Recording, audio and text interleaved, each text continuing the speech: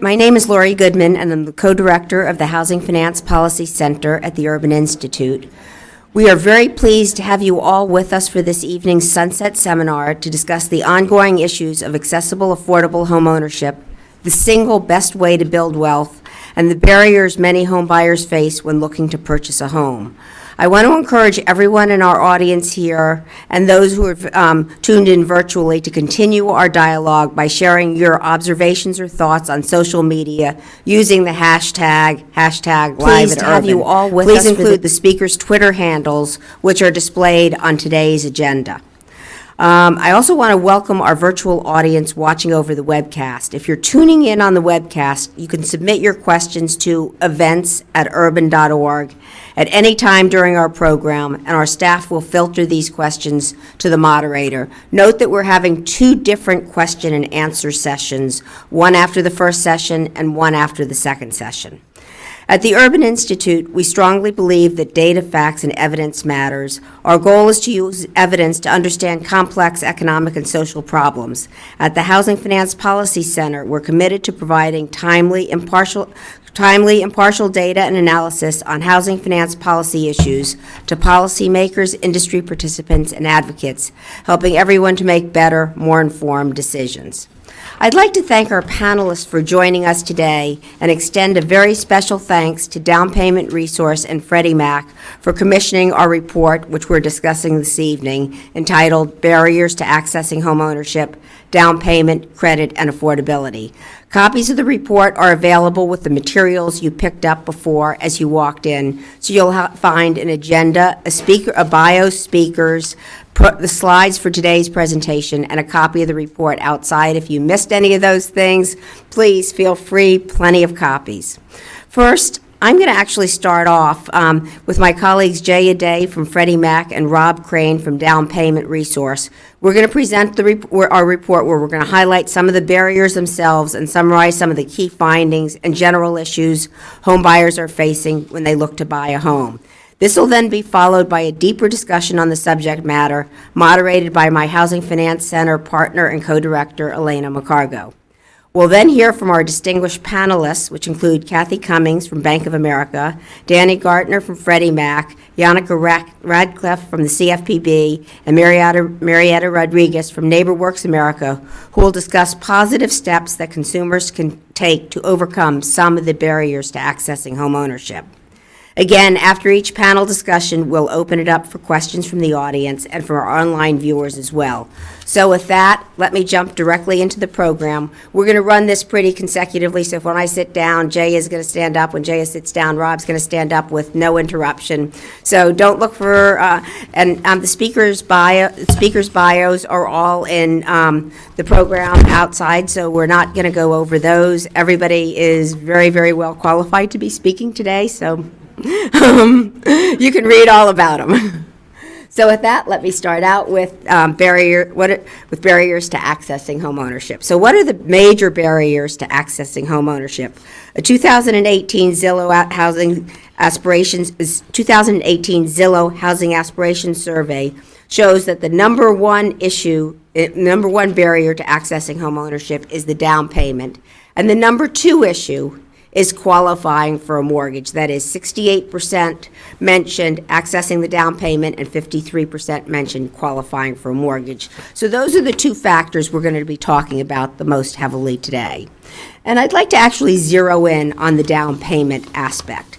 I think most consumers vastly overestimate the amount of down payment they need in order to buy a home. So if you, a National Association of Realtors study asked renters and owners, gee, how much of a down payment do you think you need to buy a home?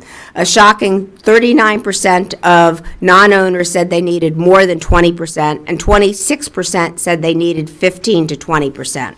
Owners did marginally better, but only marginally better in this. 30% thought they needed to put down more than 20%, and 35% thought they needed to put down 15 to 20%.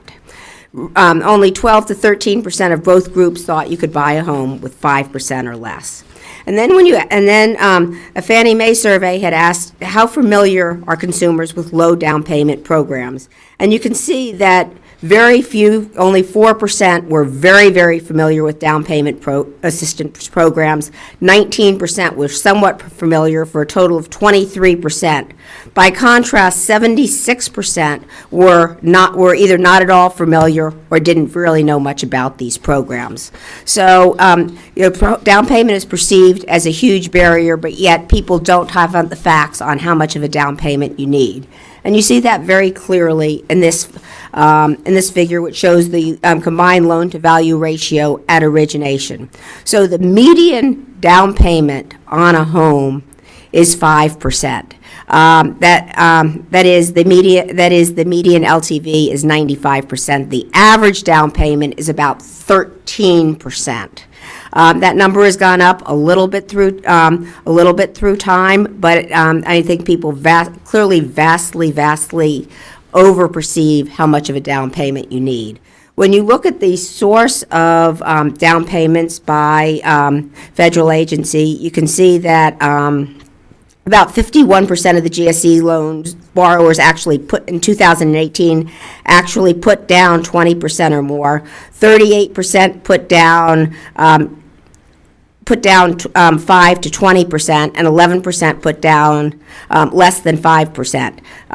For FHA, the vast majority of the borrowers, about 76%, put down 3.5 to 5%, and for VA, the bulk of the borrowers put down less than 3.5%.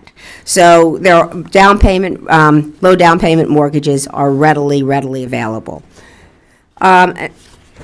Another obstacle to buying a home is credit score. Credit scores at origination have drifted up relatively dramatically over the last decade and a half. You can see that the 10th percentile in 2001 was under 600. It's now 644. The mean and the median are in the 730 range. That's up from a little bit under 700 a decade and a half ago. So FICO scores have drifted up, and are actually a fairly major obstacle at this point for a lot of borrowers. When you look at sort of who the major providers of the when you look at the FICO distribution across the GSEs, FHA, and VA, you can see that about 25% of FHA loans have FICOs less than 640, and there's a very, very broad distribution. With both the GSEs and VA, the credit scores are more heavily concentrated above 700. And the GSEs have relatively few FICO scores less than 680. So, the lower FICO scores are really heavily skewed toward FHA, and we'll see more about this later. This picture shows you debt-to-income ratios at origination, and you can see these have crept up. They're sort of now where they were at 2007, 2008. However, there is a lot less risk layering going on than there was at that point in time. I also want to point out that higher debt-to-income ratios are a very, very inevitable byproduct of higher interest rates. So if interest rates go up to 1%, your mortgage payment on average goes up about 12%. If home prices go up 7%, your mortgage payment goes up 7%, and together a 7% increase in home prices and a 1% increase in interest rates produces a 20% increase in down payment. So it is no surprise that down payments have gone up. And indeed, if you look at the bottom part of this chart, which shows you 2018 origination, you can see that the number of loans over 45 debt to income is about 48% for FHA. It's about 39% for VA, about 23% for the GSEs. So a fairly high percentage of very high down payment mortgages, which does not bother us in and of itself. This actually shows you our housing credit affordability index. This is essentially the ex-ante probability of default if a mortgage originated in any origination quarter. That is the probability that it ever goes 90 days delinquent. That number now stands at about 5.75, less than half of what it was in the 2001 to 2003 period, a period of reasonable lending standards.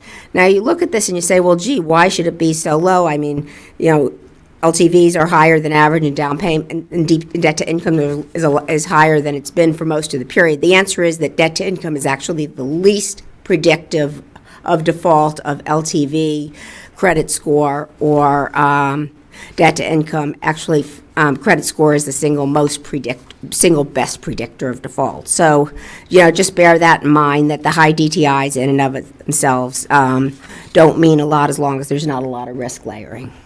This just shows you FHA versus the GSEs in terms of what mortgages go where. So you can see when the down payment is less than 5%, is less than 5%, that is 3% to 4.99%. If you have a FICO score of 700 to 750, that splits equally between FHA and the GSEs, just looking at the top line. Over 760, those loans go predominantly to the GSEs. However, less than a 700 FICO score, low down payment is going to go disproportionately to FHA.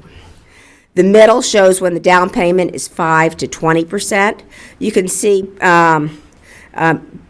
see the very low credit score mortgages go disproportionately to FHA. Splits about 50-50 on the middle line when you're in the 640 to 660 range, and after that, disproportionately to the GSEs. And if you're putting down 20% or more, those mortgages go disproportionately to the GSEs.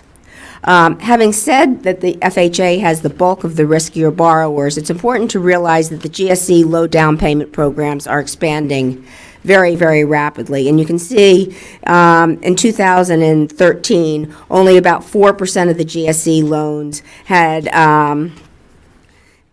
LTVs greater than 95%. For 2018, that number was 11.2%. So just a huge expansion in low down payment programs. And these low down payment programs often have some amount of risk layering in them. And you can see that here. If you look at the you can see that here, particularly in terms of debt to income. So if you look at the LTVs greater than 95%, you can see that some amount of them have higher debt to income ratios. Now remember, these are all passing through the DU or LP underwriting systems, so they are not risky. So they are not risky loans. That is, the probability of default is contained. But just don't think that. But I just did want to point out that how much these programs are expanding. I want to also point out that first-time home buyers are increasingly important to the market. 82% of all FHA loans are to first-time home buyers, close to 50% of GSE loans. You'll notice how much this is up from the early 2000s. I also want to point out that this is a number that you should look for to increase in the years ahead. And the reason for that is that as interest rates go up, many of the repeat home buyers are going to say, hey, listen, I don't want to lose my 3.5% mortgage. I'm going to put an addition in my home, or gee, our kids are just going to share a bedroom. Too bad. I'm not moving to that new, larger home. Nationally, affordability is close to 2001 to 2003 averages. That is, we're not at the crazy levels we were at in 2005 to 2007. So affordability is definitely an issue, especially in certain parts of the country. But when you look nationally, we're back to the 2001 to 2003 level. That is, on average, consumers are spending about 24% of their housing expense. Housing expenses are about 24% of their income, and that's about what it was in the 2001 to 2003 period. And then finally, I want to point out that in many areas of the country, it's actually cheaper to buy a home than to rent a home. And you can see, and this just shows you the difference in rental versus buying affordability. So with that, let me wrap up and turn it over to Jaya. I think Ivy had my wrap up, up for a while. Oh, very good.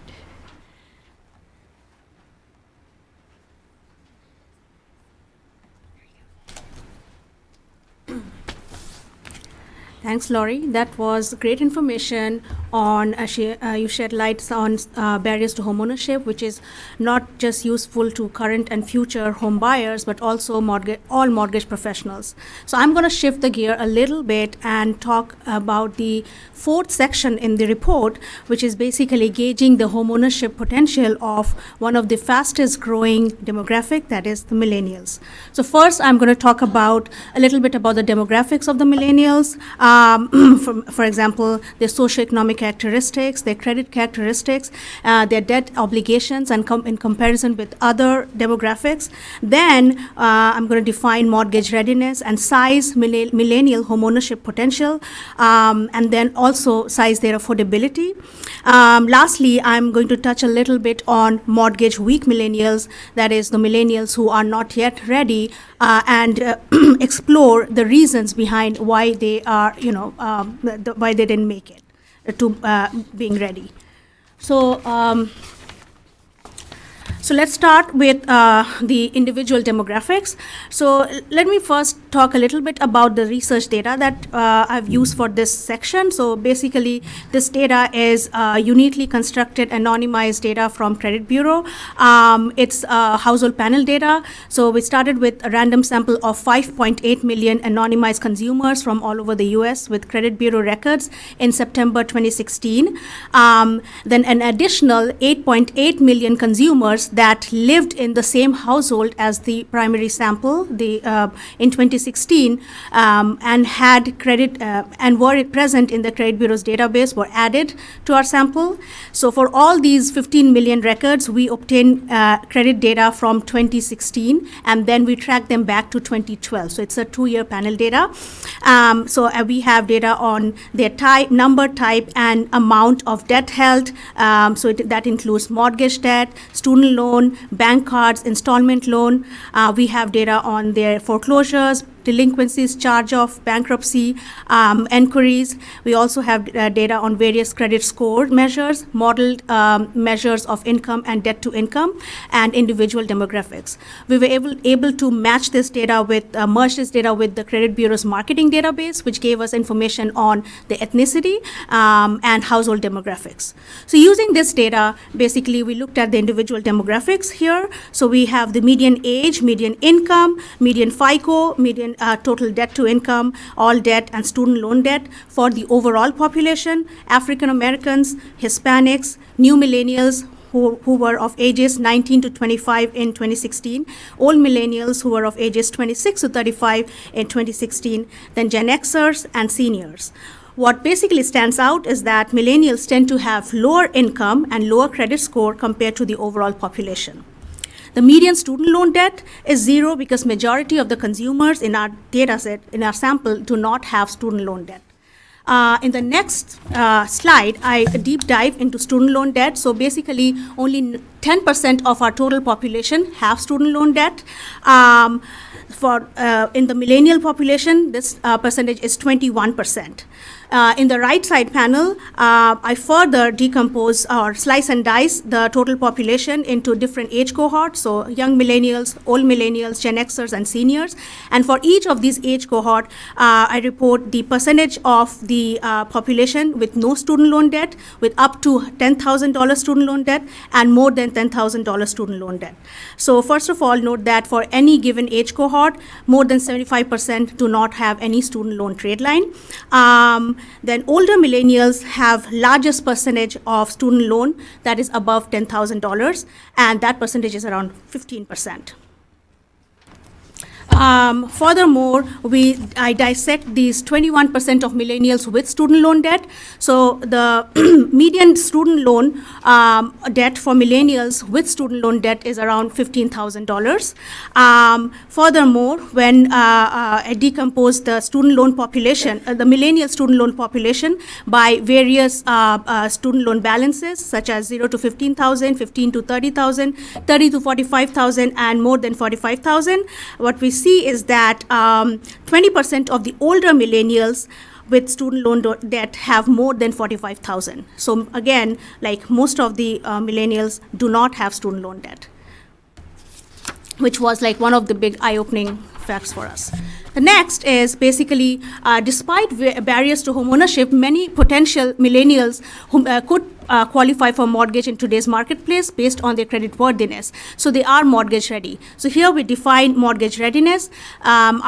We define mortgage ready as non-mortgage owners who have credit characteristics to qualify for a mortgage. One caveat in our data is that we cannot capture if the consumer owns a house free and clear. And since we wanted to understand the mortgage readiness of young adults who don't own a house, we added another age restriction, which is non-mortgage owners who are 40 years or younger, because we wanted to align this population closely with the potential first-time home buyers. So we divide the non-mortgage owners who are 40 years and younger into two groups, mortgage ready and mortgage weak. So to be mortgage ready, the consumer needs to have FICO score greater than equal to 620 and back-end debt to income less than equal to 25, and no foreclosures, no bankruptcies in 84 months, and no severe delinquencies in 12 months. And everyone else who is not mortgage ready or mortgage owner is mortgage weak. So we size them all here. This table here gives the percentage of mortgage owners, mortgage ready and mortgage weak for the total population and the millennials. So around 26% of the overall population are mortgage owners, whereas 18% of millennials are mortgage owner. Around 34% of the total population are mortgage ready, and 33% of millennials are mortgage ready. And in terms of counts, that's around 46 million millennials. So that's not a trivial number. Next, this heat map here gives the basically the mortgage ready millennials by MSAs. So basically the shaded area gives the share of mortgage ready millennials in a given MSA. So the darker is the area, the richer is that MSA with mortgage ready millennials. For example, the dark brown denotes greater than 35% of millennials in that MSA are mortgage ready. The orange denote between 25 to 35% are mortgage ready, and the yellow denote less than 25% are mortgage ready. The dots here gives the affordability. So basically the dots is saying that in a given MSA, what percentage of the mortgage ready millennials can afford a typical home in that area. So and that is we basically stick to NARD definitions of affordability. So according to NARD's methodology, if a consumer's quarterly household income is greater than or equal to annual mortgage payment on a median priced house, under the assumption that there's 10% down payment, interest rate is 4%, and it's a 30-year contract, then the house is affordable to him. So the blue dots denote that greater than 80% of the mortgage ready millennials can afford a typical home in their area. The purple denotes between 60 to 80% can afford a house, and the green denotes less than 60% can afford a house. So you see that most mortgage ready millennials earn enough to afford a typical house in their MSAs, and that's not surprising because mortgage ready population have higher income compared to the other population. The coastal cities have highest share of mortgage ready millennials, but affordability is threatened there, most probably because of higher housing costs. In the report, we basically present 31 largest MSAs, mortgage-ready millennial share, as well as the affordability share. So overall, 19 million millennials in the largest 31 MSAs have the credit and income to purchase a home, which was actually, it's pretty encouraging. And then here we have the areas with the highest and lowest share of mortgage-ready millennials. We find that amongst the smallest top five MSAs, which have the smallest mortgage-ready share, 2 of them are from Midwest and 3 are from the South.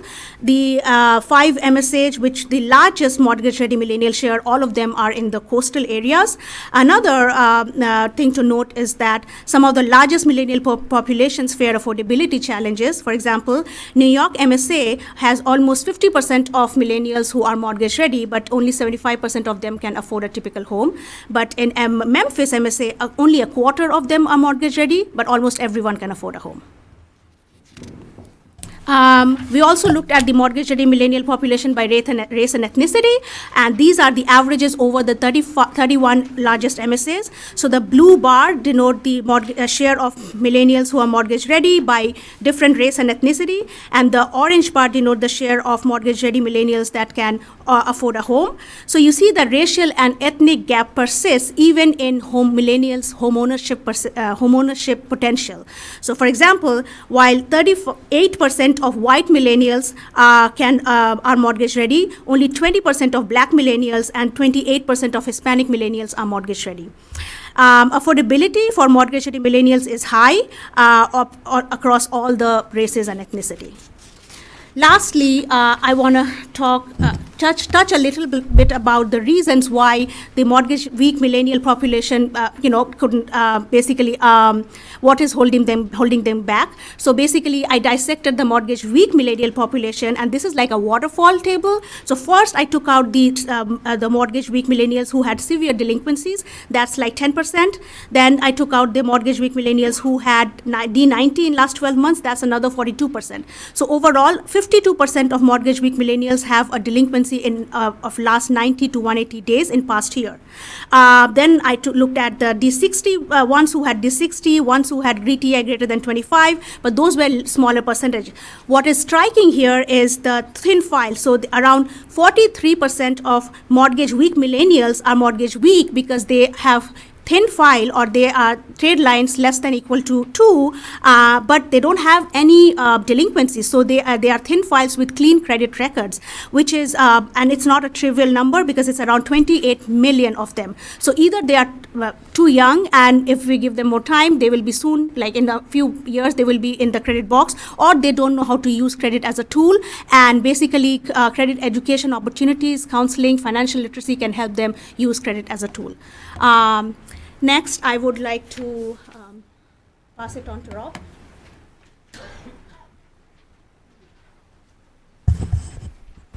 Thank you, Jaya.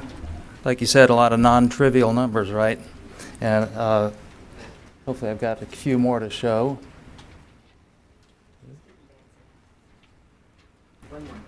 There we go. Okay, so good evening. Hi, everybody. It's great to be here. 11 short years ago, when Down Payment Resource started, we set out to empower otherwise eligible households who believed that home ownership was out of their reach. And during that time, and from the very beginning, we asked a lot of questions. We were asked a lot of questions.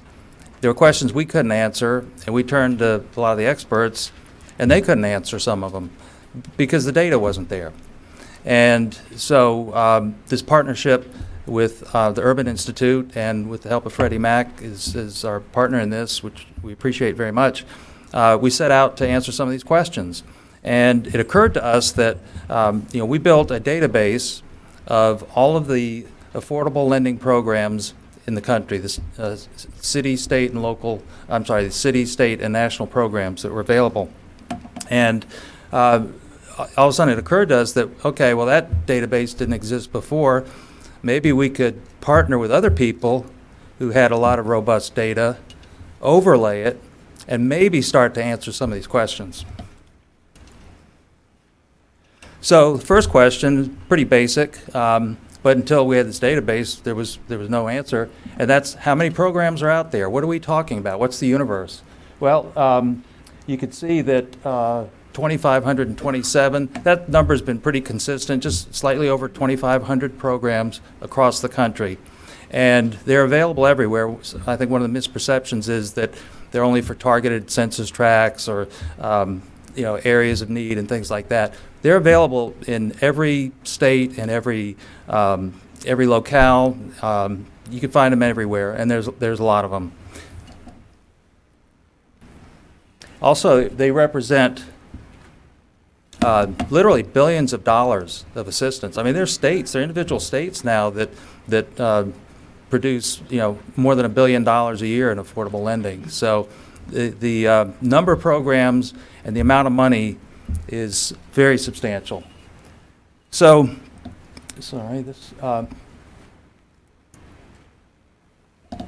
right, so we do a quarterly snapshot and of our database, just to get an idea at any given time, how many programs there are, what percentage are funded, what are the types of programs.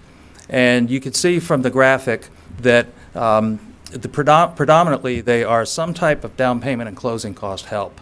So whether they be grants or repayable second mortgages due on sale and so forth. And then there are about 12 categories of all, and I won't go through all of them, but affordable first mortgages where these down payment programs are layered on, mortgage credit certificates, and so on. So there's quite a bit out there, and in terms of any time we take the snapshot, it's typically 86 to 87% of the programs are currently funded. So there's no shortage of money. So another question we wanted to answer, it was, what's the potential population of households that might be eligible for this kind of help? And that's a really tough question to answer, and thanks to the Urban Institute, we're starting to zero in on that. So one way we approached it was to look at HMDA data. Now that's kind of like looking in the rearview mirror because you're looking at closed mortgage transactions. But still, it starts to give you some insight into the size of the opportunity. Jaya mentioned the 31 largest U.S. cities, so we followed the same ones that she did. And we took the 2017, for this last report, it was the 2017 HMDA data. The Urban Institute crunched the data. They focused only on owner-occupied purchase transactions.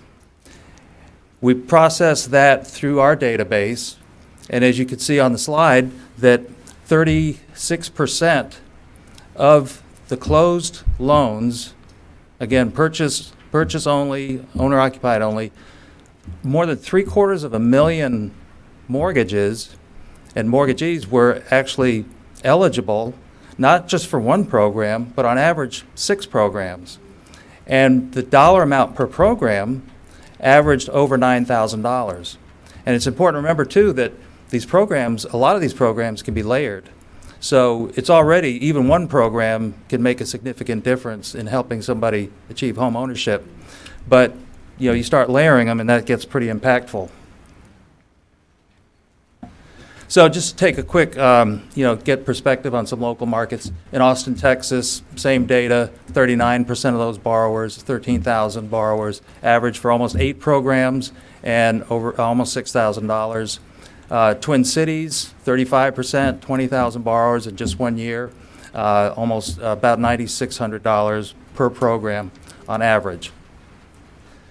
Now, here's another thing that surprises a lot of people, and that's that the maximum, the primary drivers, determinants of eligibility is household income, it's adjusted for household size, and sales price. Now there's some other factors involved too, but those are the primary ones.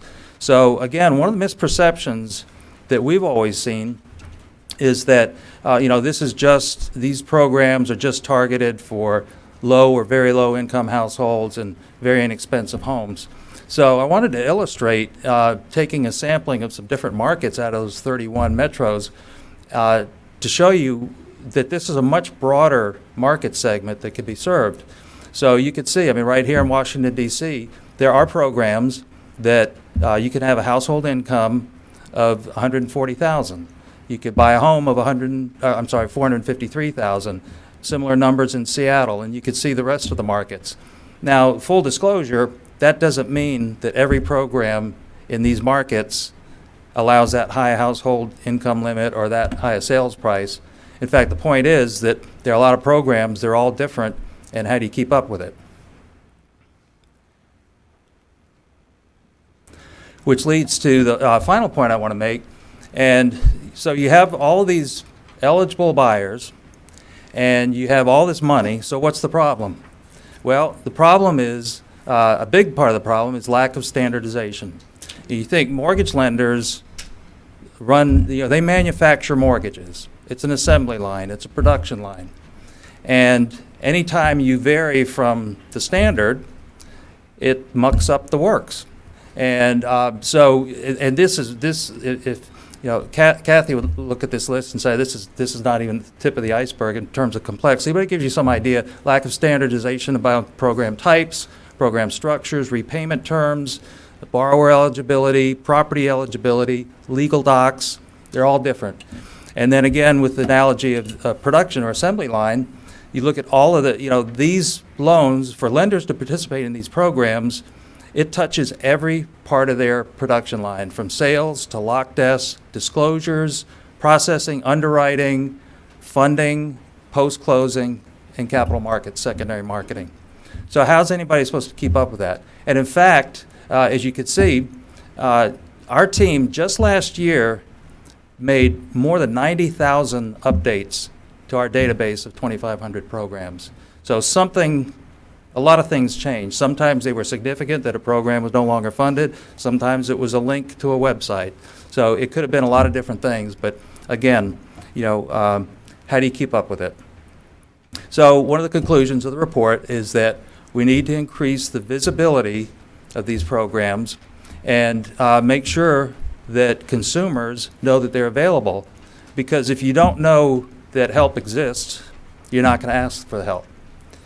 So I look forward to, I think we're going to sit down now and have a little discussion, look forward to some Q&A. Thank you.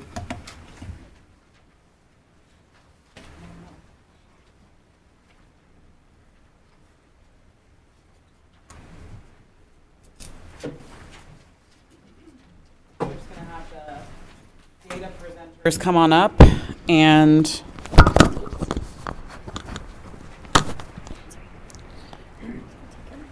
so we can try to really digest all of the data that was just shared. That was a lot of information. Thank you all for sharing and enlightening us on the important parts of the Barriers to Homeownership 2018 report. The report is available. I think everybody should hopefully have one in hand because we went really fast through this, but we have a lot to get through and wanted to make sure we touched on at least everything, but you can go much deeper in the report itself. I found the numbers, and I worked on the report, but as we went through this and did the analysis, some of this information was surprising, staggering in some regards. I think some of you probably were like, really? On some of the things that you heard. I guess I'll just ask the panel just to highlight for you, if you could just pick kind of one point or element of the report that you found surprising in the data. What would you point out? Lori, why don't you? So it was basically the number of down payment assistance programs and also the relatively high incomes that would allow you to qualify. I was just shocked at those numbers. Yep. For me, I think that the fact that affordability amongst the mortgage-ready millennials is so high that more than 75-80% of the mortgage-ready millennials can afford a typical home was surprising and quite encouraging, right? And the other thing was thin files, like the with clean credit records. Like there's a huge chunk of millennials who have thin files with clean credit records. So that there's an opportunity there. I mean, these are the people who are probably too young to get a credit score, or they could be not, like we know that how millennials are so different from other generations. They probably are not using credit, don't know how to use credit as a tool. So I think there's an opportunity for educating them and putting them in the credit box. Rob? Yeah, for me, I mentioned earlier that all these questions we had and have been asked over the years and things like that, and all I had to rely on was back of the envelope calculations and guesses and all that, and I always sort of toned it down when somebody asked me, because I thought if I told them what I was calculating, they would just roll their eyes or whatever. But when we did this, the percentage and the numbers of people that were actually eligible for multiple programs, significant money, that was, as wild as my imagination is, that exceeded my imagination. One thing you mentioned is that 87% of the programs, of that 2,500 plus programs that were up there, tend to be funded year after year. Do you have a sense of how much is actually utilized? Do we leave money on, or is money left, a lot of money left on the table, or are these getting high utilization? Do you have a sense of that? Well, there's definitely a lot of utilization, but in terms of capacity, no, it's not high. And that's one of the questions we'll have to figure out maybe this year or the following year or whatever. That's definitely a question we want to answer. Right now, the answer eludes us, but one measure, and it's very unscientific, but we've always sort of looked at about 3%, maybe 3% of purchase mortgage transactions are closed with some sort of DPA. And I won't go into kind of how we got to that, but so if you take 3%, if it's 3, 5, 4, whatever it might be, and then you see that 36% of the 36 or 31 largest metro areas were eligible, that's a big gap. That's a lot of people that could be served that aren't. Great. Well, I'll stick with you, Rob. The obstacles that you mentioned around standardization and lender participation, I think that's really, really critical. And we've heard, if you've been following things, for example, the FHA has been looking at down payment assistance programs and ultimately kind of what risks, how safe are they, what additional things should we be thinking about? Can you just give us a sense of sort of thoughts around how to remedy lender participation? Where do we think you can get more lenders and counselors familiar with the vast number of programs out there? Is standardization an option? Just your thoughts on where things are going in that regard. Sure, yeah, and I think there are a couple of answers to that, so I'll try to make it quick. But so standard, basically making it easier for lenders to participate, because it's not only difficult and complicated, it's hard to it's hard to be profitable, and lenders, the margins are squeezed. Lenders have to make money, and so standardizing it. I'm happy to say that Freddie Mac is leading an initiative that's well underway. Has convened a group of industry stakeholders because we knew from the start when we started that this wasn't something we were going to solve, or no single entity is going to solve it. It's going to take public-private partnerships and all the stakeholders collaborating and cooperating to get this done. So I'm happy to say that the Freddie Mac is kind of leading the way with that. That's one aspect. Technology. Yeah, there's certain technology that can be taken advantage of, but that by itself isn't going to solve it. There's a mindset. There's a mindset. That Lori explained, the perceptions of non-owners who grossly overestimate the amount of money they need. Their minds need to be changed. How do you let them know? Again, like I said, if you don't know that help exists, you can't ask for it. And then the mindset of the service providers of sometimes the perception is worse than the reality. I think it's going to be a combination of things, but consumers drive everything. Consumers drive markets. And if we ever get to a tipping point where consumers are aware enough that this exists, they will start asking for help and start holding service providers accountable for providing it. Thanks for making those points. I'm going to shift to millennials, and Lori or Jaya, feel free to jump in here. We know the millennial population is massive, and that's where a lot of the new home buyers of the future are going to come from. Jaya, I was really struck by the number of mortgage-weak millennials that have thin files, and I know you use a 25 DTI, which when you looked at Lori's data, that's lower than what is typical or average, but I'm interested in understanding your thoughts.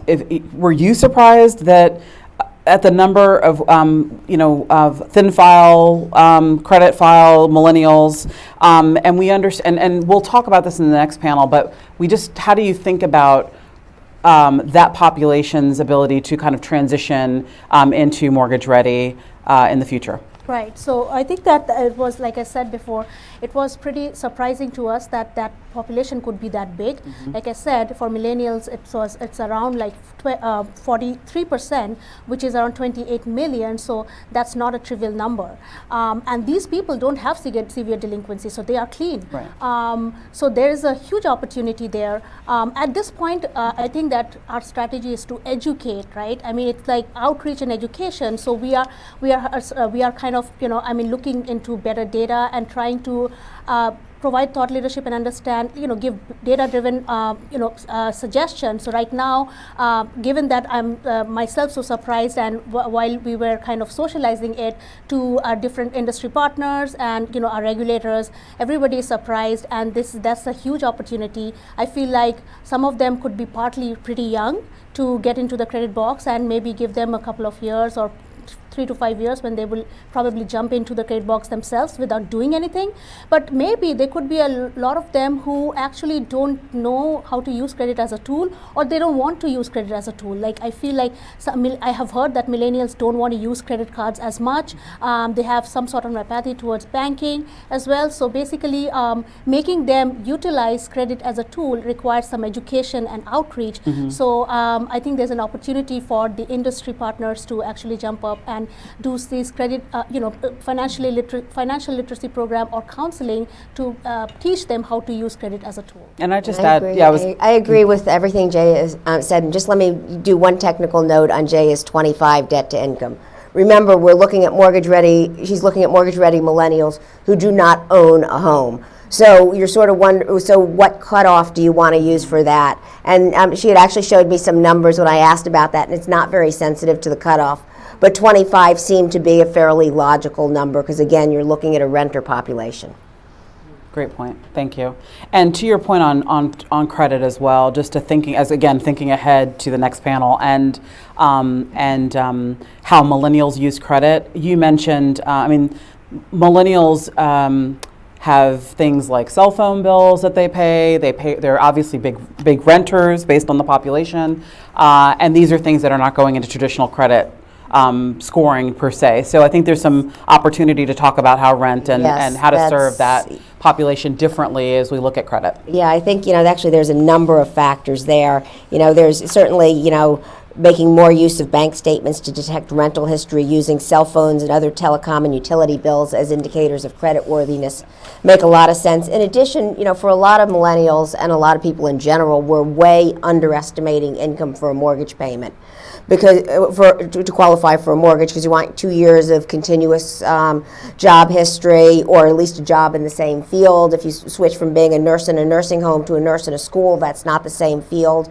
Auxiliary income, like a lot of millennials have jobs on the side. That's not counted toward that's not counted toward qualifying for a mortgage, although the way Jaya did her numbers, I think that it is in her numbers, but it's not counted toward a mortgage payment. And if you have a series of part-time jobs so that your income's fairly constant, again, it's not the same job, so it's not always counted. Tutoring income isn't counted. Uber income isn't counted because it's not consistent. And then you also have a lot of income contributed by those who are not on the mortgage toward the mortgage payment, and again, for most purposes, that's not counted. Right. And that's a huge opportunity. Great insights. Thank you. I'm going to open it up for the audience to join in and ask any questions that you guys have. Just raise your hand, and a mic will come your way. We have a gentleman here. Raise your hand also if you have a second question, and we'll get to you next. Hi, Laura. Earlier you said that a lot of people, there's going to be a shift towards more first-time home buyers because people aren't selling their houses. They're keeping their sort of low mortgage rate. A lot of places they don't want to get a property tax step up because the SALT deduction went away. So then people who want to become home buyers, what are they going to buy? Because new construction, I don't think that's really affordable product or kind of first-time home buyer product. It's not, and that's actually a very good point. So you're going to have sort of, if I buy a home and sell a home, my net addition is zero. So it actually, but what it does is it reduces the inventory at any point in time, and it reduces the selection for those who might want to buy. But it's going to be a huge issue because the lock-in effect is just very, very strong. You get a lot less home sales when interest rates are significantly higher. And it's going to reduce inventory, no question about it. But it's also going to reduce the number of buyers. Yes. Great. Yes. Mike's there behind you. Thank you. Actually, I was surprised when you said that millennials don't use credit cards. I don't know a single millennial that even knows what cash is. They only use credit cards. My daughter, all of her friends, and everything. So anyway, that's maybe there's a misunderstanding. The second thing is, Lori mentioned that there's all these different types of income that are not counted. There are programs out there. Fannie Mae has some programs out there. Now, they may not be the standard mortgages where they go out of their way because they've addressed this issue already and have gone out of their way to count unusual sources of income, including things like you bring in a roommate who's helping to pay a little bit of rent. And so maybe I've forgotten your name. Maybe you could address some of those issues. Thank you. So do you want to take the credit card issue, and I'll take the other one? Right. I think that there has been, I can't remember the study. I think it was from Harvard or somewhere. So they showed that there's an increasingly larger percentage of millennials who don't want to use credit cards. Also, after the crisis, the millennial minorities, they have stopped. Like there's a study, like even by FDIC, where they don't trust the banks as much. That's not just true with millennials. I have to agree with that. Like that's probably a bigger, probably spans a bigger population. I guess I have to say that I don't know for sure why they have thin files. Why that percentage is so big. My guess is I will need more information for that. Partly it is because they are too young, right? And partly it could be because they are not. They may be having they may not be having a lot of credits. They don't know how to utilize it to use it as to get a mortgage. So there needs to be more research on this. I'm not sure what exactly is the reason right now, but then the fact that such a huge percentage of millennials and the millennials that I'm looking at is not just the young millennials, it's 40 years or younger, and that population is huge.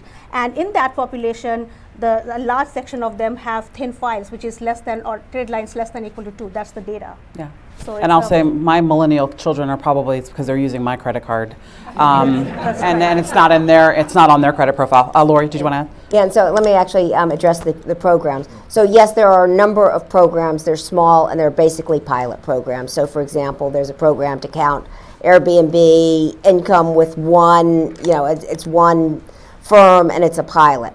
There are programs that count a limited amount of family income. So if mom and dad own the house and grandfather makes some amount of payment toward the mortgage, that counts up to a very, very limited extent under certain programs.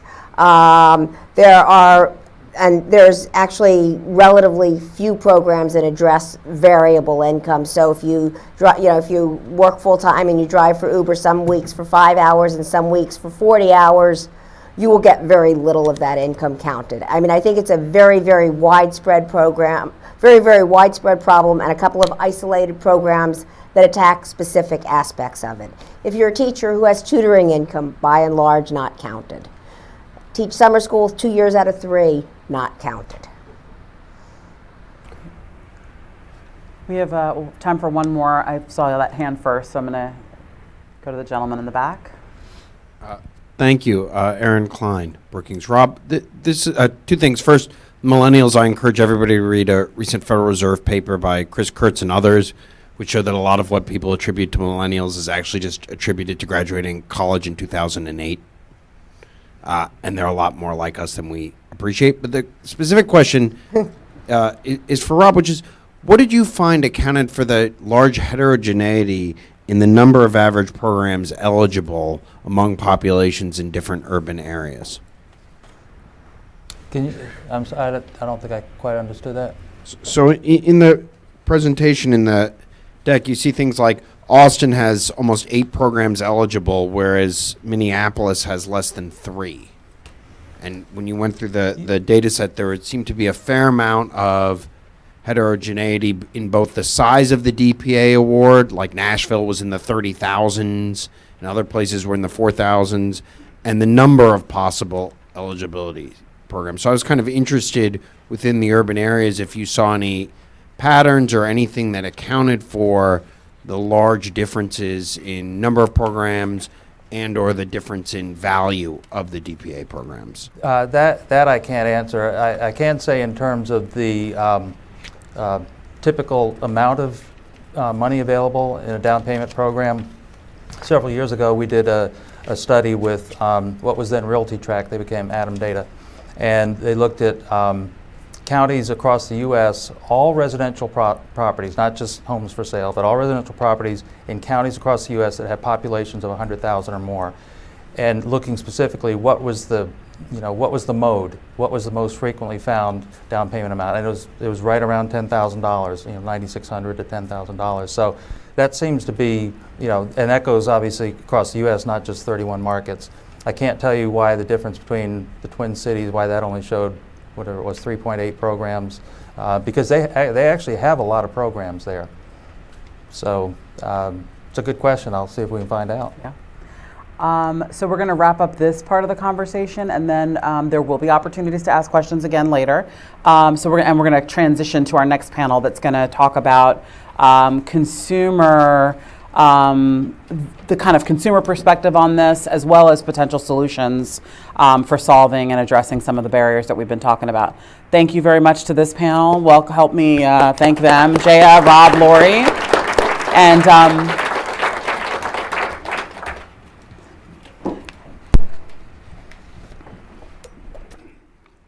I welcome Marietta, Kathy, Danny, and Yannicka up to the stage.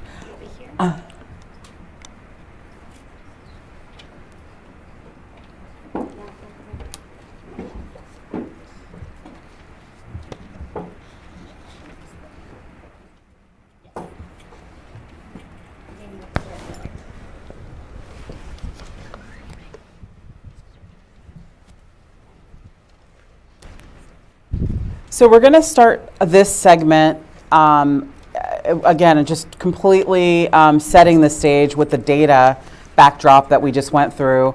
We're going to start this segment with Yannicka kind of walking us through some of the consumer and financial literacy and tools and other pieces that the CFPB's research has taught us about, and she's going to kind of walk us through that, and then we're going to really just get into a conversation with the rest of the panel about these. I'm excited to have this esteemed group here from various perspectives to talk about some of these issues really in a much deeper way. So Yannicka, why don't you walk us through your presentation, and then we'll jump into our conversation. Okay, great. Let's see. Here I am. Great. I'm really pleased to be here today as part of this important conversation. Now that I manage the Office of Financial Education at the CFPB, I'm going to try to bring a bit of a different lens to this conversation. So I hope you'll find this interesting and informative. I'm going to present work that we've been doing on trying to zero in on how building people's knowledge and skills can contribute to helping them meet their financial goals, including, of course, home ownership. Clearly, with respect to homeownership, we're going to discuss, we've already been talking today about a number of economic and structural barriers that cannot be overlooked. But at the Office of Financial Education, what we're trying to suss out is what is the role of education, taking all these other real factors and barriers into account. Today already we've heard, for example, about lack of awareness about down payment resources. And there's a clear role for education there in the context of people having limited savings. We've also, I think, the opportunity to do something from the educational perspective on millennial mortgages and millennial credit and visibility might also be a good possibility. I do want to note that we define financial education quite broadly here, so I'm talking about everything from traditional classroom-style financial education to one-on-one things like housing counseling to behaviorally informed nudges and a whole host of other things that are geared towards helping people make better financial decisions. But first, I have to do this disclaimer. It is not legal interpretation, guidance, or advice from the Bureau. Yes. And any opinions stated by me are mine and not those of the Bureau. Okay, so here we go. This slide summarizes the new research I'm going to be referring to today. The analysis here, summarized here, suggests that financial education can, in fact, support a set of behaviors that are associated with better financial outcomes. In related work for the Bureau, a team here at Urban found that access to financial coaching caused improved financial situation and sense of financial control. And so that's an example of the kind of evidence we have that financial education can really make a difference in people's situation. What this new research hopes to do is to better understand what are the mechanisms through which this can happen. And it introduces the concept of financial skill, which I'll describe a little bit further as a promising focus for financial educators. All right, so to unpack this, I'm going to start by just summarizing what do we mean when we say financial well-being. We developed this subjective definition that's here as a universal definition through qualitative research that we did with consumers. And basically we heard that people see financial well-being as referring to being able to meet their current financial obligations as well as unexpected shocks. They feel secure in their financial future, and they can make choices that allow them to enjoy quality of life. All of that sort of in balance together. And then as squishy as that sort of sounds, we also found a robust and validated way to measure it using a really simple 10-item scale that asks you questions like, how well would this describe you? I am securing my financial future. Then we did a nationally representative survey. We collected financial well-being scores and a battery of other factors like knowledge, but also savings and income, education, financial experiences, financial situation, and of course socio-demographic data. We collected a number of housing-related variables, and I'm just throwing that out there because we do have a public use data set, and you're all welcome to explore it, and codes and code books. But some of the things we asked about were housing satisfaction, housing cost burden, and of course tenure. Actually, I'm going to go back this way. I'm just going to try to explain back to this from this slide about the nutshell of the research. This pathways study was, the analysis behind this was conducted by Apt Associates, and they tested, using the data we collected in our national survey, they tested hypotheses about how knowledge and skill and behavior and financial situation and financial well-being all kind of work together, how they're connected, controlling for a host of factors around opportunity like income, education, et cetera.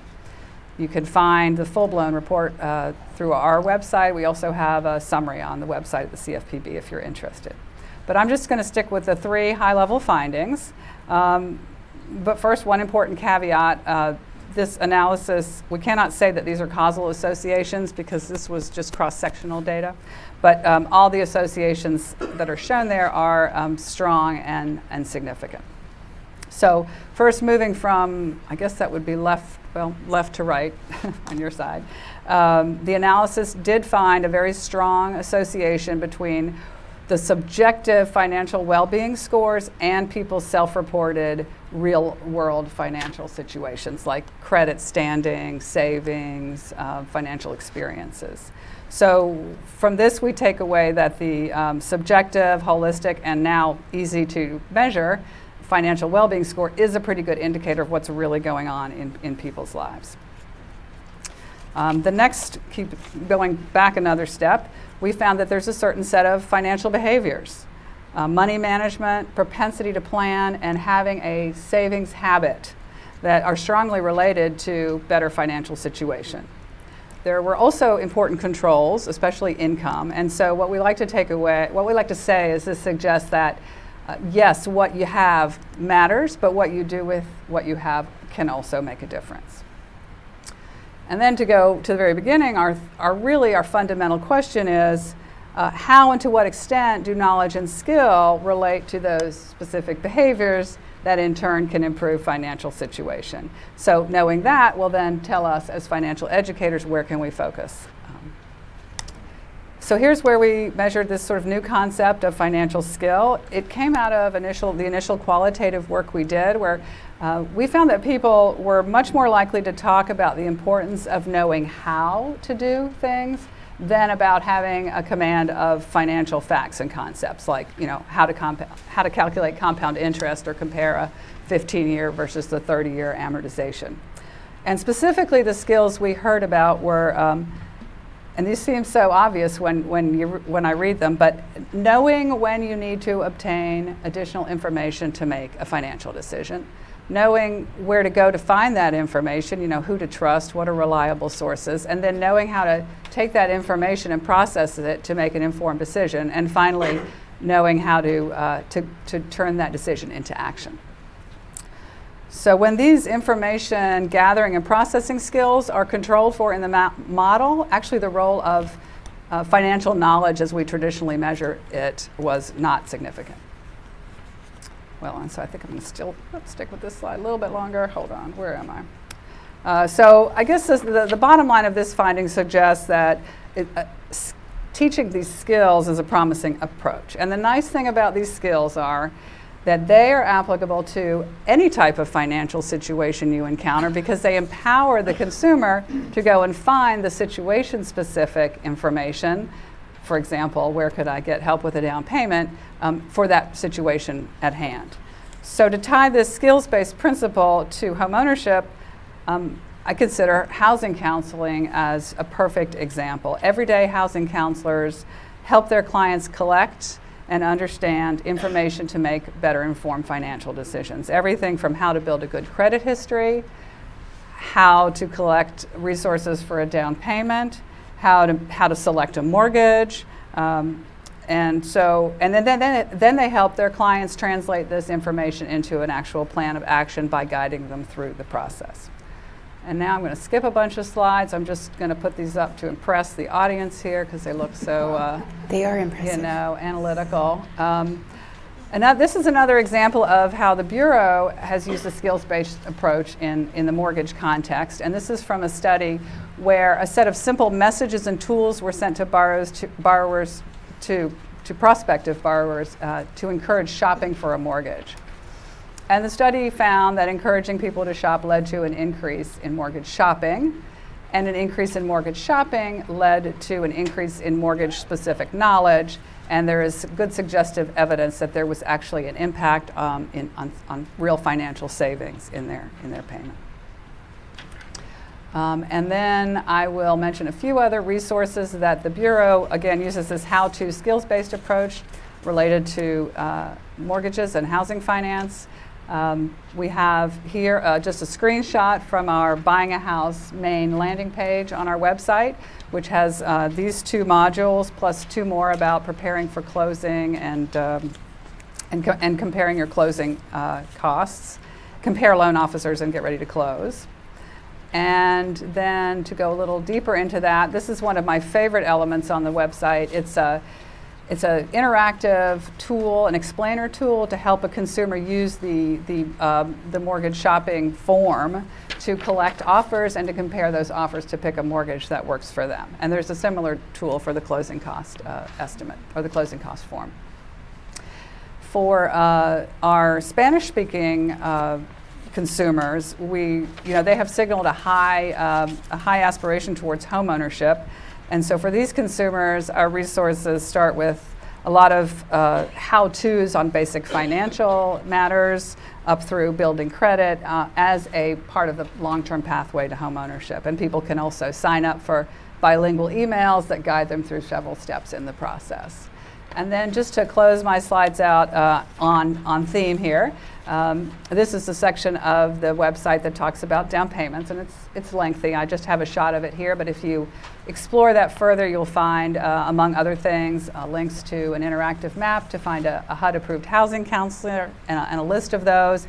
And in fact, in many of our resources, we direct consumers to the housing counselors. And then you'll also find a link to down payment resource. So thank you all for your interest, and I will now pass it along. Thank you, Yannicka. So let's just start with the fundamentals that you kind of just set up for us, and we'll just dive into our conversation. So we often hear, we've all heard, need more financial education, need more financial, literacy, education, as a key solution to solving barriers. And I think we should probably take a moment to try to make that a little bit more tangible for folks, and how do we really expand that and to get into that particular barrier of people really understanding what's going on when it comes to buying a home. In a recent study that we did here at Urban on millennial homeownership, one of the key findings from it was that less educated young adults are falling further behind in homeownership. And we laid out some possible opportunities and ideas to help millennials access homeownership and education. Maybe doing education earlier in school. Maybe you started in middle school or high school to talk about homeownership. What does it mean? What's that process? We talked about more engaging online tools for education and counseling as potential solutions. We talked about the use of technology to simplify the mortgage process and really help streamline things. So what are I'd like to start, I'll probably start with Marietta and then Danny, and then come to Kathy, because you each bring very unique perspectives to the answers to that. But give us a sense of just sort of where you think the financial education piece. I think it's known that that's a way to do this, but the how to do it and what's effective. Tell us more. It's a good question, and there's not necessarily a silver bullet. The comments that I make come from the support of the NeighborWorks network. There's 250 or so across the country working on the ground. They create about a little over 22,000 new homeowners, mostly first-time home buyers. So that's the context for my comments. I would say there's a couple of things. One is, yes, how do you package homebuyer education and counseling in an accessible way and serve it up so people can take advantage of it? So we have organizations definitely experimenting with online tools and pushing text messages, and not only thinking about how to engage them, but how to keep customers engaged along the way, even if they're not mortgage ready today. But that's someone that is already determined that they're interested in homeownership. And so your comment about, do we start earlier in school? That warrants some debate. I think what we have found is, particularly around homeownership, there are trigger events that that someone experiences that then turns the corner and they're more interested in homeownership. Trigger events such as a new job where they can support themselves independently. It used to be marriage, now it's cohabitation with someone in a more settled way. It could be the birth of a child, something that's triggering them to examine if homeownership is right for them, and trying to get to people when they're about on the precipice of that trigger point, and inserting a housing counselor or inserting the education there is one strategy many of our organizations are experimenting with. So partnerships with service providers that customers may be seeing along those lines. Certainly for the millennial population, helping manage student loan debt is a huge issue. So they may come to help with consolidation or managing that debt. They may not even be thinking about homeownership, but again, building that engagement and treating that person as a customer and as a lead for homeownership, and then maintaining engagement throughout. So those are some of the things that I would say. It's how do we package and serve it up, but how do we get to them at a point when before they start looking in earnest and are just thinking about, is this a possibility for me? With rising home costs, with a constricted inventory, many people are just self-selecting out of the market. Like, I can't afford to buy. And trying to change that narrative is also someplace we're investing a lot of money. Certainly the availability of down payment assistance makes that a lot easier. 83% of the buyers that come through our network get down payment assistance. So in many cases they can afford, again, they're just unaware of the tools. Yes, great point. Danny, thoughts? Yeah, let me speak to a little bit more from an industry view. So first of all, I love the fact that the thread of the evening really has been the importance of education. And I would underscore the fact that as we pull together convenings, conversations, I attend conferences constantly, and there is this recurring theme of education, information, having the data points that you need to make the right decision. You mentioned the high rate of individuals who come through the doors of housing counselors that come with down payment assistance, and I would argue that's the reason why many of them were pushed there by originators in the market. Oftentimes you have products, Freddie Mac has a product called Home Possible, all the down payment assistance programs that Rob had mentioned, driving those individuals to the doors of housing counselors to get that information. But Marietta also pointed out the fact that we're catching people when they're already in the heat of the moment, and frankly, where they may be in that part of the transaction may guide sort of how they get directed towards this education, or not for that matter.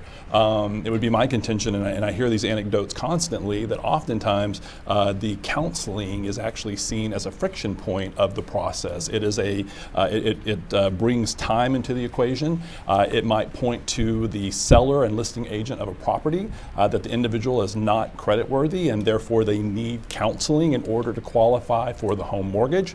So there tends to be some friction in the sales execution process. That I would also say that a lot of the dynamics I believe we've experienced in the market since the recession is also the lack of capacity in the mortgage originations process. So a lot of the originators, due to the very low interest rate environment in which we've experienced, were very focused on refinance, so not generally focused on purchase as their forte to begin with. Now that we are actually in an environment where there are less refinances, we have excess capacity in the market, there's a high amount of competition for the few existing buyers who can find the availability for the few existing homes. But what we don't seem to have anymore are the patient process of a originator that we had in years past, who really took the time, understood a consumer situation, potentially guided them with advice or directed them to housing counselor to get that pre-education, knowing that they could come back. But because of the demands on the manufacturing process today and the cost of origination and competition for the few deals that are out there, it's very much a, let's take an application, see if you can qualify, sorry, no, move on. And what we need to do is to build a better system of, one, trying to get individuals educated about housing counseling. I don't know if it's within schools or other phases in life where they can get that information. It's funny you mentioned having a baby or getting married. I seem to remember when both of those occasions happened to me, my mailbox just filled up all of a sudden. Right? People were sending me coupons for baby formula or other things. It's like if we had that ability to know about a life event, maybe that's the time to try to engage and promote that information. But I do believe it is essential for consumers to be informed and have the opportunity to learn about the process well before they actually step into it. Great. Kathy, thoughts from a lending perspective? Yeah, so I work a lot with both Danny and Marietta, and I will tell you that you're spot on. People self-select out of homeownership. They've decided that they have believed the snippets that come online that say you have to have 20% down, you have to have perfect credit, and you can't have student loan debt.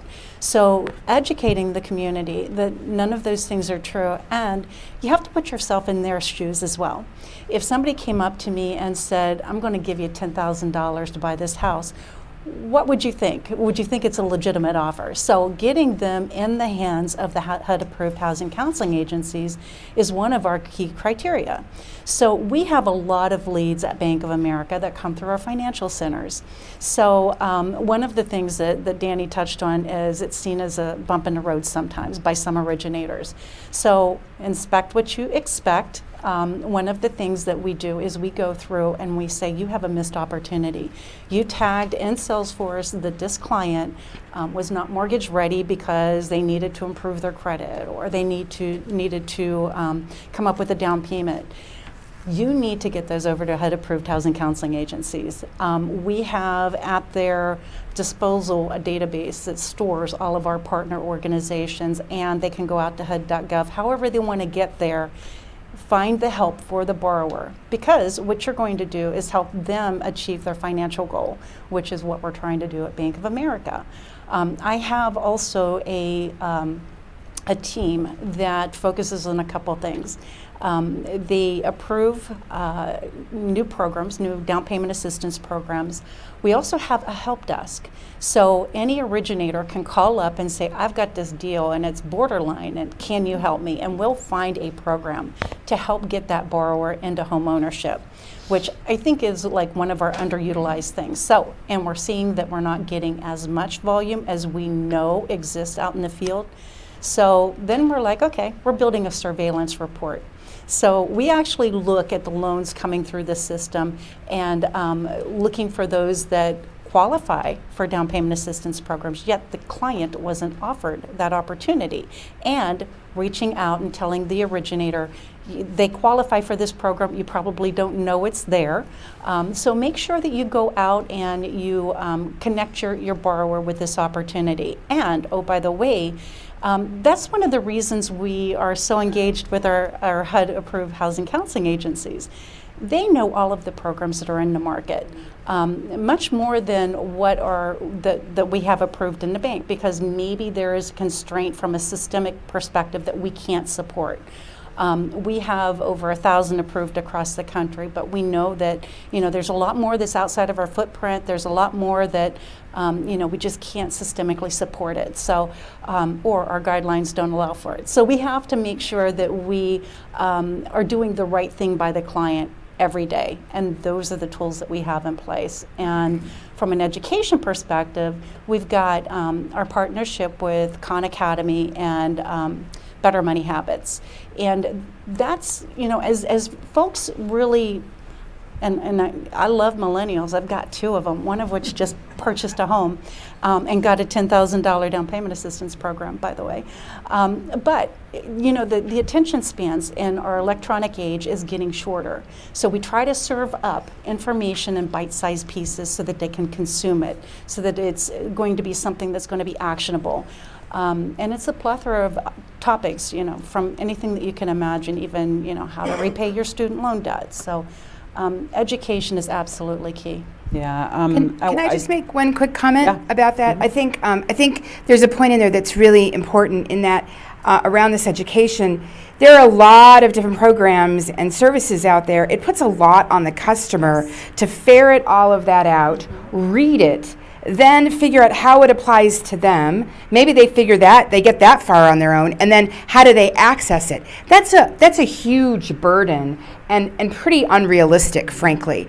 So I think there's an opportunity for the industry to work with housing counselors in partnership, because a housing counselor is sort of a one-stop shop. They know in their service area all those programs that might be available, and they can help the customer triage it.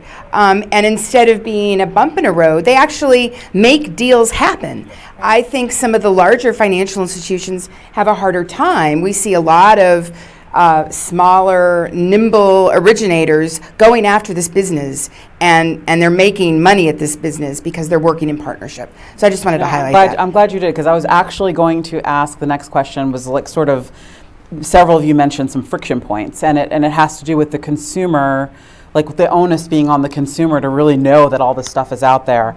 And when you're thinking about sort of strategies to connect with whether it's low-tech communities, rural communities, communities of color that have been traditionally underserved, that may just not have this familiarity. How do you think about strategies that would help, that would be helpful in connecting the communities that really need this, that may not have, had that, that life event or haven't been targeted or found by others.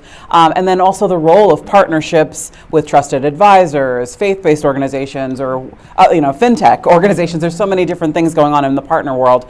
I'd love to hear sort of thoughts on that. Maybe Danny start, and Yannick, I'd love to hear your thoughts on that as well. Sure. So actually, I'm glad you brought that up. So one of the products that we have at Freddie Mac actually is a financial literacy product. So this is not about you being a homeowner. This is not about us trying to get you in a mortgage and put you in our portfolio, but it truly is about trying to express the fundamentals of what it takes to be financially viable and some of the basic information that you should be aware of. What's so great about the program is it's available online. It's in Spanish. It's also available in writing. We actually used to publish it in about 24 languages, and we're starting to bring back some of the content and modernize the content in those languages. But it's very malleable. I've actually attended homebuyer fairs where we've done 4 45-minute sessions. And then, of course, there's a more comprehensive course. I think it's 14 chapters long, self-paced. You can go at it from that perspective. But what we really actually try to promote to our customers and other industry professionals is the opportunity to actually engage with the community and start on a basis of, I care about your financial wherewithal. There are basic things that you should understand before you even consider becoming a homeowner, and these things will help you throughout life. They can help you get a job, they can help you save on your car insurance, they can help you get a better credit card rate. And we've actually seen some great take-up on that. You mentioned some faith-based organizations, and certainly we find that churches are a great way to promote the opportunity to deliver this curriculum as part of their mission. It's very simple, it can be fun, it's a reason for gathering. We also had one of our customers recently who heard about the program and took it upon themselves to engage with a community college system in one of the states, and actually have built a partnership there where employees of the financial institution are being trained in the use of Credit Smart. They're delivering the curriculum for free to students at the community colleges. The bank actually gets CRA credit for doing that outreach, so there's a double win there for them. But I guess I would just pause by saying making it simple, making it fun, making it malleable so you can deliver in lots of different formats and lots of different circumstances is a great way to get the engagement of consumers. Mm-hmm. Bianca, thoughts on strategies? Yeah, I mean, I guess listening to this, it's a great conversation. I'm thinking of kind of 4 ingredients. And one you kind of mentioned at the outset of your question was really understanding the context that the particular consumer is operating in and the real challenges and the real opportunities that exist for them. So not a one-size-fits-all, but really targeted to the appropriate market. And then knowing, like, okay, so what is really the intention and role of financial education or financial literacy, given all that? You would need to start with that. I think the other things that are needed are the right entry point. We talked about, for example, young adults and home ownership, and should we teach them that in high school? It's interesting. You think about teaching high schoolers about compound interest and retirement savings, they're already glazing over. Home ownership maybe, but probably they're really primed to start thinking about what's a credit score? How do I build a credit? And maybe that's really more the entry point that puts you on that path to home ownership later. I think then you need this hook, and so they're going to want to know about the information that can help them make the decision at hand. And that's where the time crunch comes in, and just the sort of the engagement level in the material and the trigger events that you mentioned, I think. So, and then you got to put that stuff where people are already going. When I think about the trusted sources that you started to mention, quite a few, I agree. Faith-based organizations, workplaces are obviously fertile ground. We have an initiative with many other partners where we go to libraries, and we sort of think of libraries. You don't realize that this is bricks and mortar in every community in the country, and so you can really actually target quite well through libraries, and they have become much more community centers than just places to check out a book. And then there's housing counselors. I mean, this is the key point about the trusted source that you can go to. And finally, sources like the federal government, the CFPB, would be considered unbiased resources that are up to date, and so people could be sent there to kind of find it. I wanted to get Marietta thoughts on sort of, there's conventional ways, but some kind of sort of unconventional ways to reach communities that are harder to reach generally. Do you have some? I know you operate all over and probably have some ideas on that. Yeah, I mean, a lot, this issue of connectivity, I think, regardless of income span, we're finding that most people are mobile. They have a mobile device, and so that is a mechanism to engage and keep engagement. We have some interesting partnerships that are being tested out there. A couple of our organizations are partnering with animal shelters, actually, because if someone goes to adopt a pet, chances are they would be interested in homeownership or at a point where they might be considering that. So sort of adopt a pet fairs, they'll put a table out for home buyer education or down payment or their suite of services. And they're really, a lot of our nonprofits are really starting to think more about lead generation and lead conversion. So Danny, you talked about a lot of people being pushed to nonprofits. I think, honestly, I think some of those days are over. I think nonprofits are starting to own that customer and really start to think about where are the places they are and that they can generate some leads, and using technology to keep that engagement is happening even in rural communities that we technically think that are more challenged technologically. Great. I'm going to just really quickly kind of transition. So unique challenges for future home buyers. For example, the ways people are earning income today. We talked a little bit about this, and Lori mentioned kind of income variability and the gig economy and things like that that are creating some challenges. Just based on the fluid nature of work, that it's just changing. So maybe millennials aren't changing. Maybe they're not any different than we are, but the way they make money and the way the housing market works is different. So in thinking of that, how should we be? How does that translate to sort of some opportunities, and whether it's mortgage underwriting for income? That's just one example. There's probably a whole host of others. We talked a little bit about credit, looking at non-conventional credit that millennials may have that isn't typically reported. Any of these ideas, just curious, how does this translate to helping people become ready to buy a home? You want me to start? Either one. Kathy, you can start. So I rely on Danny because he gets to tell me how to do the underwriting on this. So, one of the things that I know that they are working with is how do you evaluate someone working in the gig economy? How do you take that income into consideration? I think beyond that, it's really the full spectrum of getting them mortgage ready, regardless of what that looks like for an individual client. And then you've got the challenge of the inventory. And what we saw during the housing crisis is a lot of the affordable inventory go into real estate investment trusts, come off the market, and guess what? Builders can't afford to build in that space, in that affordable price point. So that's another part of the struggle. But as far as how you evaluate a client, I think it is evolving. I would say that people are taking a closer look at what makes a good credit risk, and how do you work with that consumer to get them mortgage ready. So I would just add to that. So I think we're in an era right now for our industry where if we're finally to a point with the recession behind us, and we've got the capacity now to kind of rethink the way we think about lending. And so a lot of the things that we're able to take advantage of today are things like data, not only our own data, which we have a lot of it, but we also have more efficiency in getting access to that data. We have sources of external data. Jaya shared with you a lot of the studies and mentioning millions of records to which we can get access to better learn information about consumers and make better decisions than perhaps we have been in the past. There's also the ability, I think, to better leverage technology, and even with the conversation about down payment assistance programs, really try to drive towards more standardization. So when you think about gig economy, when you think about individuals sourcing income from variable sources in inconsistent manners, what you're dealing with there at the end of the day is a person who brings forward income from self self-employment. And that has been one of the biggest challenges in mortgage origination since time eternal, because the way you typically infer someone's income is from their tax returns, and there is a disincentive to maximize one's income when filing taxes. So getting a picture of one's capacity and ability to repay becomes more challenging.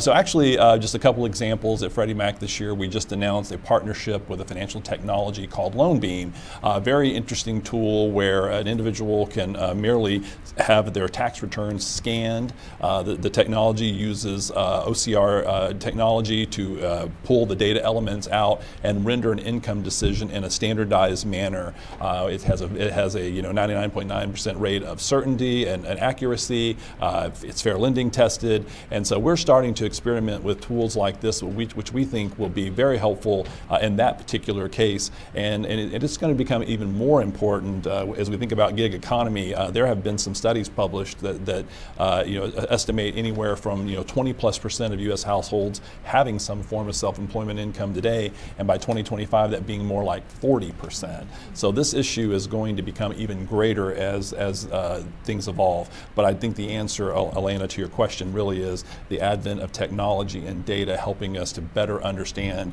these sources of income and render decisions that we would not be capable of doing in the past. Yeah, great. Does anyone else want to add? I just would say, I think when not everyone understands when they're preparing their taxes what the implications are of the way in which they file and the choices they make. And so I think there is some partnership with tax preparers in that industry to fully lay out what those implications are. The more income you show, yes, maybe the more tax you'll pay, but there may be reasons why people want to do that if they're interested in buying a home and securing a and mortgage. making that connection's not obvious for everybody. That's great. That's an excellent point. I'm going to shift again one more time. My last question, and I want to remind the audience that is online that you can submit questions at events@urban.org, and also this audience, get ready to raise your hands and submit your questions. We didn't talk about it in the report, the 2018 barriers report. We didn't talk about language access and limited English proficiency as a barrier. But we did a whole nother report that Lori and some of my colleagues led on limited English proficiency and did sort of come up with the evidence and to support and quantify what a large barrier that actually is to entering homeownership. So I wanted to just pose the question here to this group about that particular barrier. What are some of the things? I mean, I know there have been activities taking place in a number of different places, as well as and potential legislative and policy change that folks have been looking at. I'm just curious to get your sense on how real estate and housing finance communities can address the problem of limited English proficiency and be able to serve a broader set of individuals through LEP programs. I don't. You want to start, Yannicka? I guess I touched on it briefly in my slides. I don't know that limited English proficiency is the problem, but there are certain barriers associated with that. And for the Bureau, the main approach has been making information understandable and accessible. And in addition to the quick walkthrough I did on some of the web materials, we also have Spanish language publications. We're doing some things with voiceovers. And another product we have recently released is a glossary of Spanish versions of commonly used English financial terms. They're just the terminology and translations the Bureau uses, but we made them publicly available if others were interested in sort of copying that. I know that FHFA has taken them and built a search engine around them, and so that's another tool that's available. You know, we find that in addition to having materials in language that reflect the needs of the community, also having native speakers is really critical. From a service delivery standpoint, people need to see people like themselves reflected in places that they're seeking service. It's a relationship, it's a trust building. And so a lot of our organizations who are working in very diverse communities have really sourced employees from the service industry that may not be related to financial services. We have one One network organizations and some of their best employees came out of restaurants, and they're reflective of the culture and the language, and they also understand customer service. So I think that's a critical piece I'd add there. Danny? I would just add, one, this is a huge role for housing counselors to play, and they have played that, is the ability to, one, be in the community, engage with members of the community, speak to them in their language, and build that rapport. It's frankly been a rather sticky wicket for financial institutions ever since I've been involved in this, which has been, over 20 years.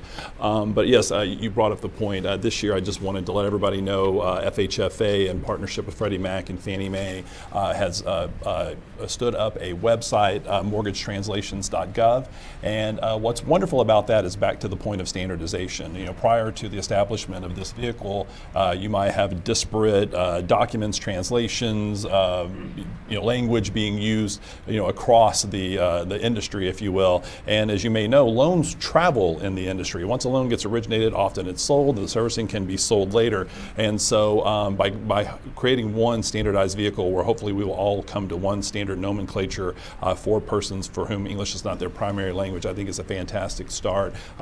Spanish was stood up this last year. Vietnamese and Chinese, Mandarin Chinese, will be brought to market this year, and there's intent to bring at least 2 other languages to market in the coming years. So I just wanted to make sure all of the participants were aware of that new utility. Thank you for sharing that. I was not aware of that. Any questions?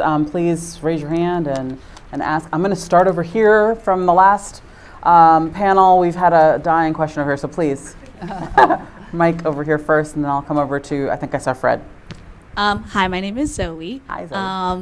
I'm a senior at Howard. So I wanted to ask, at least a lot of my peers are kind of going to really high renting areas, like San Francisco, for an example. A lot of people at Howard are going there.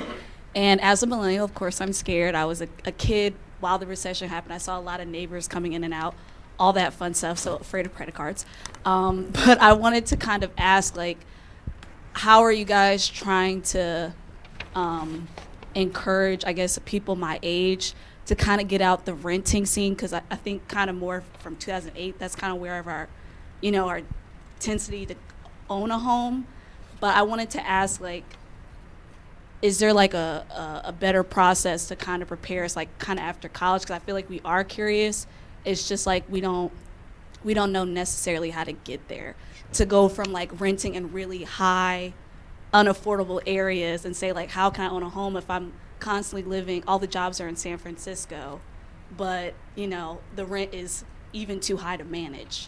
So I think that was my question. That's an excellent question, and I will say that that's a healthy fear, that transition. So you just hold on to that. But I will say that it starts with what we've been talking about today, with getting that broad spectrum of financial education. The problem is, if you're moving into a high rent district, is being able to build a savings plan on top of that for down payment and closing costs. So being able to understand all of the programs that you can take advantage of is going to be very key as you transition into home ownership. The other thing is build your plan, build your full financial plan. So when you get your tax returns, that money doesn't go to the shoe store. That money goes to your savings for your goal. And just really focusing on how you get disciplined around building your savings plan and finding those folks that can help you get there. No, I think it's extremely important to be intentional about this process, and that's what we're talking about up here today, is just the importance of education, both as it pertains to home ownership and the mortgage transaction itself, but overall financial health, and they all go together. As you mentioned, you have to have the savings, you have to have the capacity, you have to understand when you buy a home, now it's yours, and if something needs to be fixed, it's yours to repair, and so all of that is knowledge that you should obtain. And just quickly, while we're on the subject, back to down payment, if I remember correctly, the City of San Francisco's down payment assistance program is a maximum $375,000. Wow. Yeah. Which is scary, and not just for Right. not just for young millennials. That is for all of us. It's overwhelming. Fred. Here comes the mic. There. Yes. I'm Fred Underwood with the National Association of Realtors, and I wanted to bring up a question here. It's obvious to me that the agent involved in the whole process of buying a home has not been part of this conversation for the last hour and a half. With several million people in real estate and our membership being upwards of 1 million, that's a lot of people that preach home ownership on a daily basis. Yep. And when you go to buy a car, you don't go to the bank first. When you go to the car dealer, they don't put you down with the finance person first. They put you down with the car. And they get you to want to buy that car. And it seems that if we're motivating mortgage-ready millennials to buy homes, we need to find a way to get them to the people who have homes for sale. I'm not discounting the need for financial literacy. I think that's very important. But the topic of this panel was, how do we get people to buy homes? So my question to you in your research and the work you're doing, is what have you found as the types of interactions with real estate agents that have been the most effective in getting people into homes? And if that hasn't been researched, how can we help move that along? Thank you. Great question. And when I talked about trusted advisors earlier, realtors and real estate agents come to the top of that list as well. But yeah, Marietta, please. So, I would say I can't issue research, but from the experience that we have, just like with lenders, there are realtors in market that specialize on first-time home buyers, and partnerships with them, just like those lenders who work that market. And so you're absolutely right. They're a critical component of this service delivery chain, and seeking those out, because there are, I think they're more finite in really high-cost markets because of the way realtors are paid. They're looking for the high-cost deal. But there are realtors that work this market. And in some places where there's very high cost, many of our nonprofits have brought realtors on in their payroll to help facilitate those sales. So I think there's a lot of different models that are being experimented out there. I'd like to just point out too, I mean, we have been very intentional about our engagement with the real estate community, both National Association of Realtors, state level realtor associations, diverse realtor associations, major real estate brands. Frankly, we'll take any opportunity we can get to get in front of realtors and educate them about the opportunities of serving low to moderate income, the availability of down payment assistance programs, the use of our low down payment products, our Credit Smart. I mentioned Credit Smart and individuals that we try to educate to use the tool to engage with consumers. Real estate agents are one of our primary partners, and to that end, we train hundreds of real estate agents every year to become financial educators.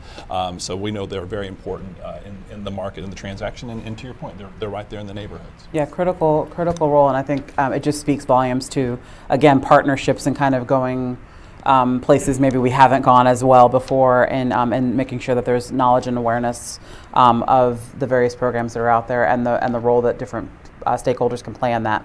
I think one more, and then we're going to have a reception.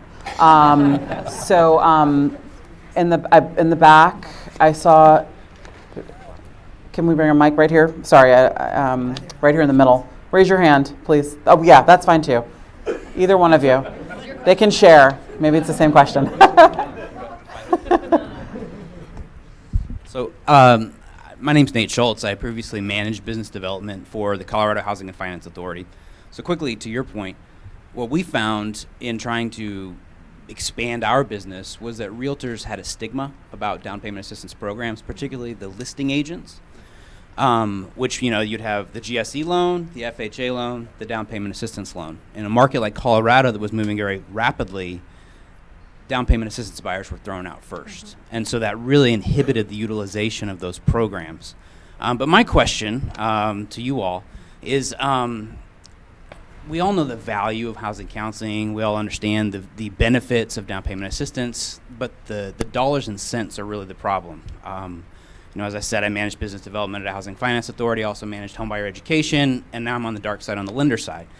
When it comes down to it, the profit margins in a margin compressed environment are already low. They're worse for down payment assistance programs typically. On the housing counseling side, while the need continues to grow, the dollars available for housing counseling have dwindled. Do you guys have thoughts or ideas about how we address the dollars and cents of this problem from those perspectives? That's a great question. I would say that it's not just the margin. It's not just what you're making as a bank. But when you look at what your responsibility is to the community and what your obligation is to do your Community Reinvestment Act commitments, there is additional motivation there. And I think that that's one of the things that we use as fire, if you will, to get our lending officers engaged, to get our senior leadership engaged. Because at the end of the day, if we don't meet our CRA obligation, we're going to have a much bigger financial impact.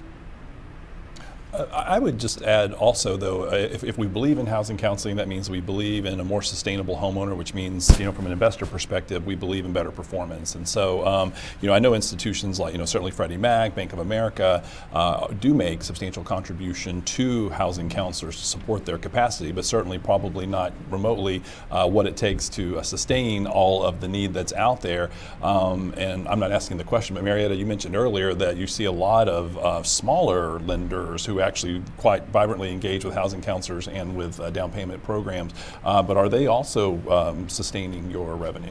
So I would just respectfully say, Dan, I think you meant to start your comments with, we do believe in housing counseling, not if we do. Oh, I'm sorry. Okay, yeah. I'm pretty sure that's what you meant to say. So a couple things. I think that when we think about homebuyer preparation, and we think, nonprofits think about it as a suite of services. So many of those housing counselors are also working at shops that are originating down payment assistance. And I think that the philanthropic and government resources that we've used to support this work is critical, and we will always need that through our door. But I think that nonprofits are starting to become much more entrepreneurial and building social enterprises. I mentioned that many of our groups are actually adding realty and brokerage services that add an income stream that support this other mission work. So I think it's more about thinking about the transaction and the suite of services and not the single service lines. And we're finding that organizations are much more sustainable with a more integrated service model and business model than they have in the past. And so I think that's where we need to pivot to really support the social entrepreneurial aspects and business acumen that nonprofits need. Great. Well, with that, we're gonna wrap up. Thank you to the panel. Join me in thanking them. We have all of the panelists, as well as our three presenters earlier, here for questions. We're going to go into reception. We'll all be around. Hopefully, you guys can stick around and enjoy. They're going to open these magical doors, and food and drink will appear. We really appreciate you guys coming this evening to what is our final event here at this building before the Urban Institute moves to our final event in housing finance policy before we move to our new space. So thank you all.